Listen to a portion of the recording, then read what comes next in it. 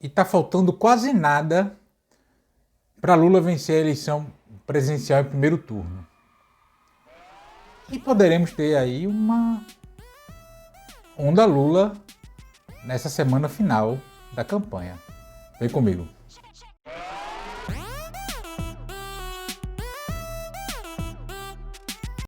Antes de seguir, gostaria de pedir seu like nesse vídeo e sua inscrição nesse canal. Vai custar para você de graça. Você nos ajuda a chegarmos a mais pessoas, especialmente neste ano da eleição mais importante da história do Brasil. Obrigado. Eu gravo esse vídeo na tarde de sexta-feira, 23 de setembro, e na noite da véspera, saiu mais uma pesquisa da Datafolha e que apontou que Lula bateu 50% de votos válidos nos levantamentos deste instituto. O IPEC, que saiu antes, deu já primeiro turno. A Quest, que saiu no mesmo período, já bem próximo do primeiro turno.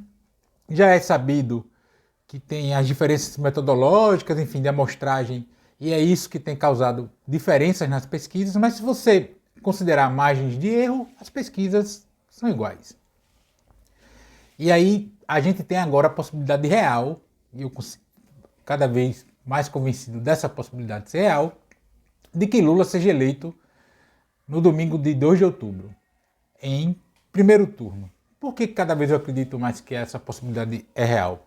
Primeiro porque seria algo inédito, né? Pelo menos para o candidato do PT, para a eleição de Lula.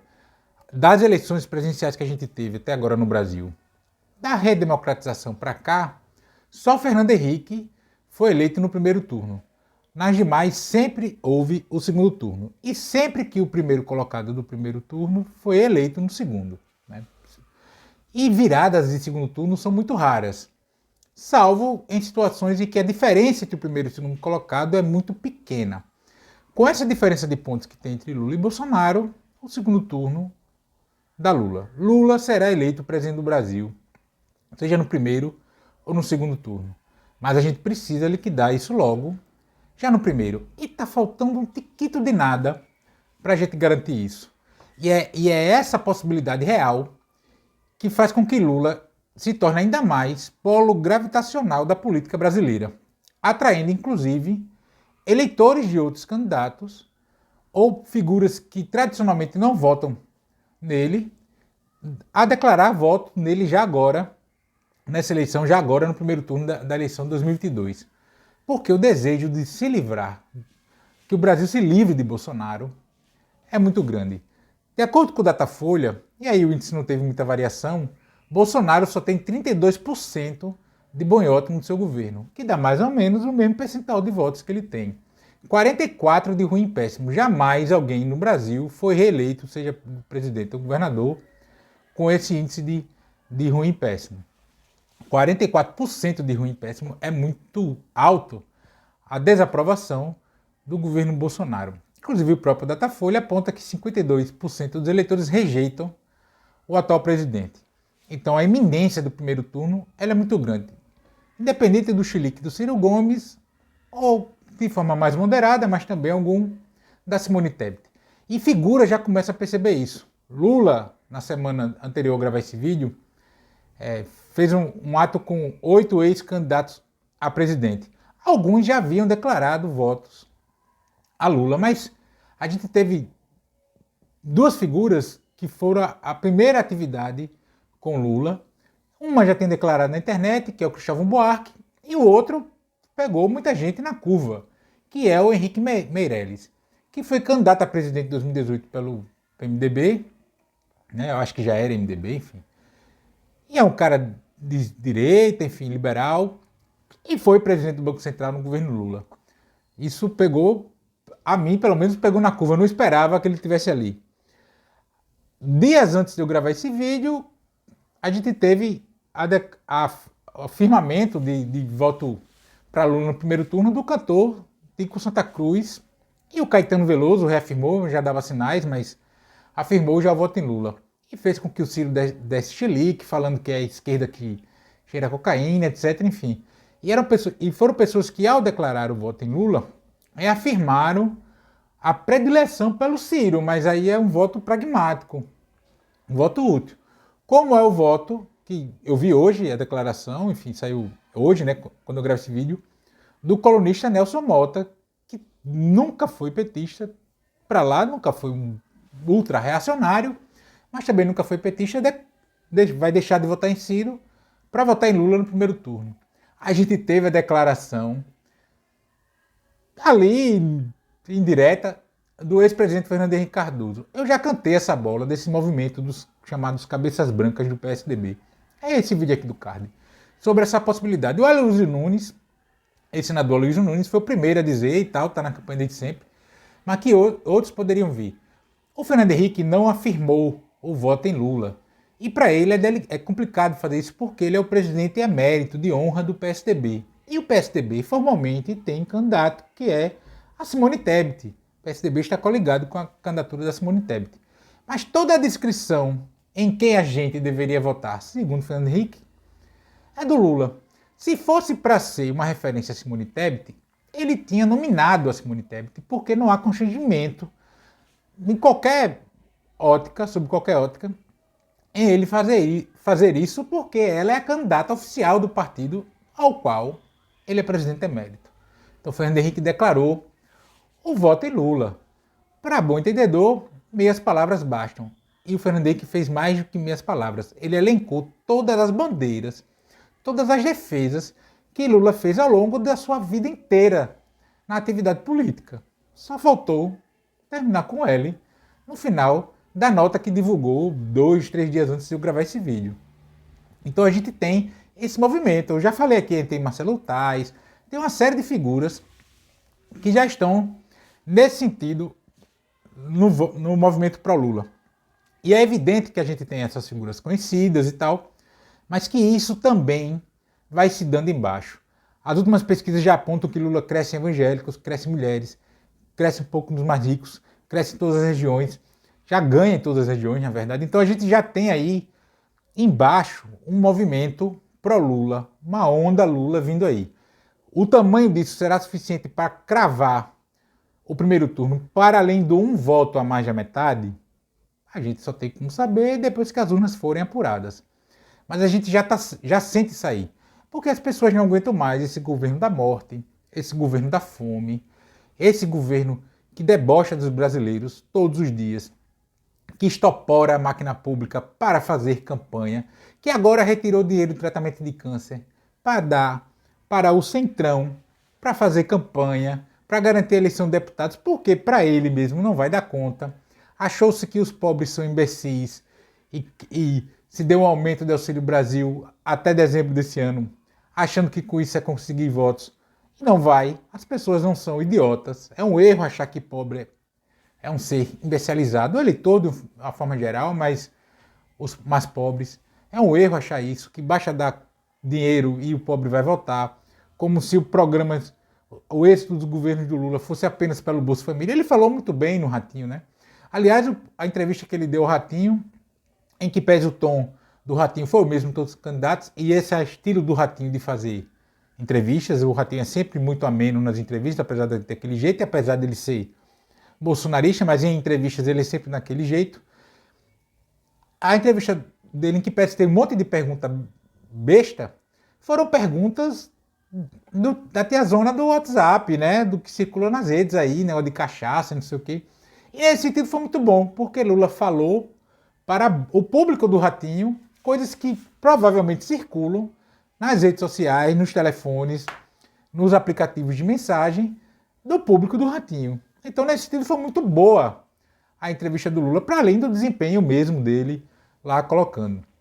E ele falou desse negócio do Bolsa Família e explicou o óbvio, né? Mas às vezes a gente precisa falar o óbvio. O êxito dos programas do PT não foi só o Bolsa Família.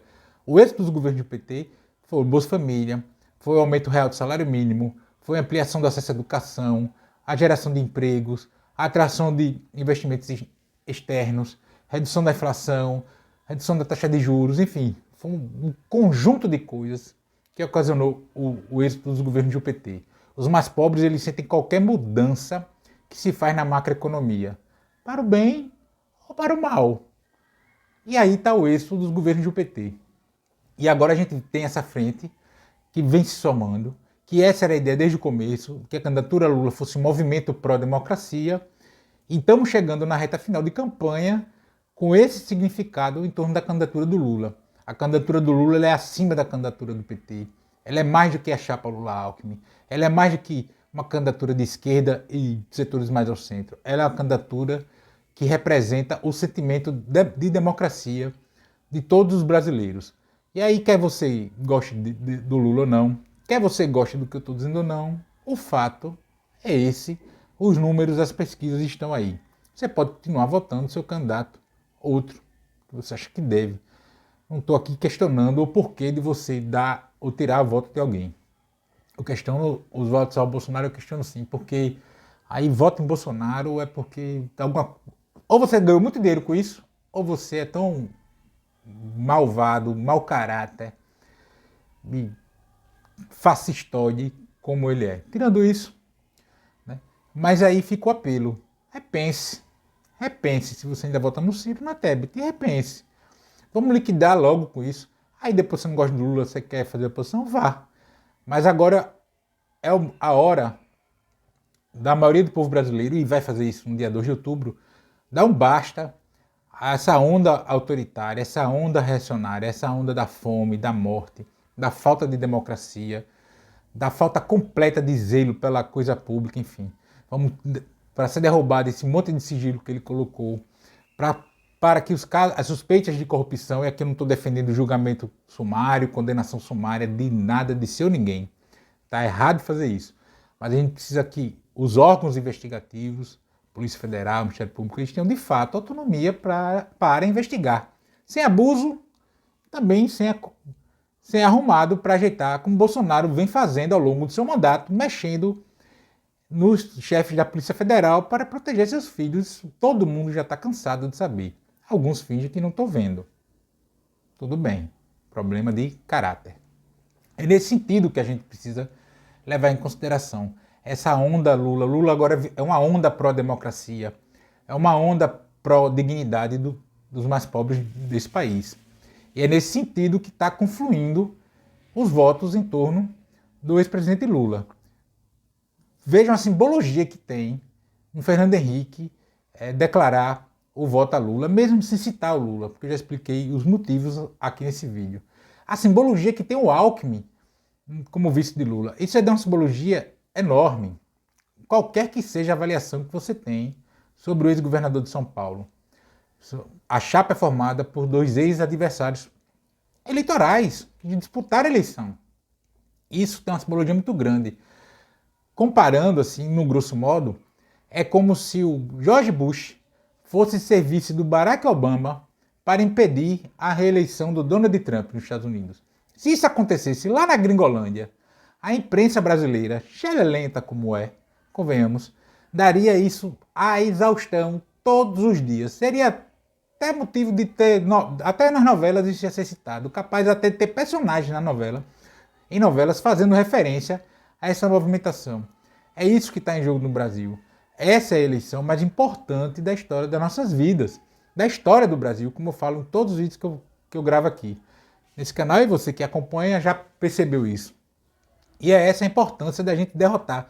E derrotar Bolsonaro na eleição presidencial, derrotar os bolsonaristas nos estados, seja para os governos estaduais, seja para as assembleias legislativas, seja para o Congresso Nacional. É importante também que todos os bolsonaristas, declarados e enrustidos, sejam derrotados também nos estados.